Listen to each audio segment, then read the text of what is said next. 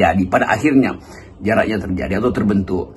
Nah, ini yang jadi spekulasi sejauh apa jarak itu akan melebar atau bahkan justru menyempit lagi setelah demonstrasi itu sedikit banyak dijedahkan lebih dahulu.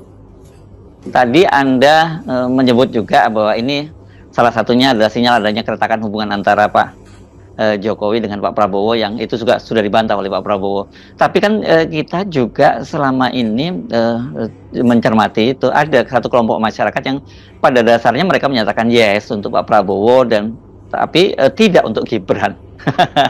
Dan mereka inilah yang menginginkan Pak Prabowo itu segera menyatakan bahwa dia itu bukan afiliasi politiknya Pak Jokowi begitu. Tapi soal ini juga lagi-lagi selalu coba dibantah oleh Pak Prabowo.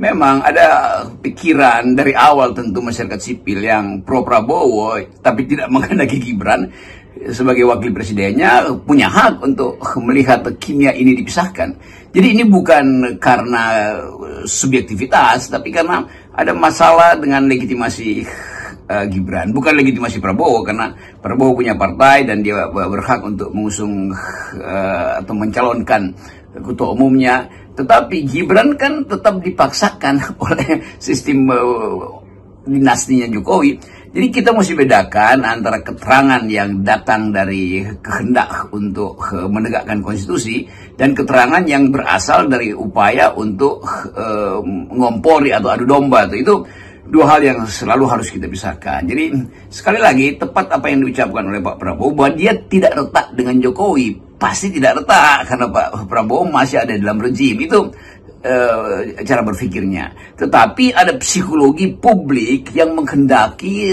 berjaraknya Pak Jokowi supaya berjaraknya Pak Prabowo dari Pak Jokowi sehingga tidak terasosiasi langsung seolah-olah Prabowo adalah bagian yang meneruskan ide-ide Jokowi. Kalau dia bagian dari ide-ide Jokowi kan artinya seluruh kapasitas yang sekarang dipikul oleh Jokowi dan inkapasitas termasuk di dalamnya itu harus dipegang lagi atau diteruskan oleh Pak Prabowo. Apakah IKN akan diteruskan? Apakah kereta cepat akan diteruskan? Apakah utang luar negeri akan diteruskan dengan cara penghamburan devisa? Karena semua itu yang dikeluh kesahkan oleh publik. Jadi saya kira kita mesti bedakan antara cara kita melihat relasi Prabowo dan Jokowi yang sekarang masih erat tentu saja, dan kemungkinan atau bukan sekedar kemungkinan tapi kehendak sejarah untuk melihat supaya Prabowo itu tidak terinfeksi, sebut aja begitu kalau kita mau pakai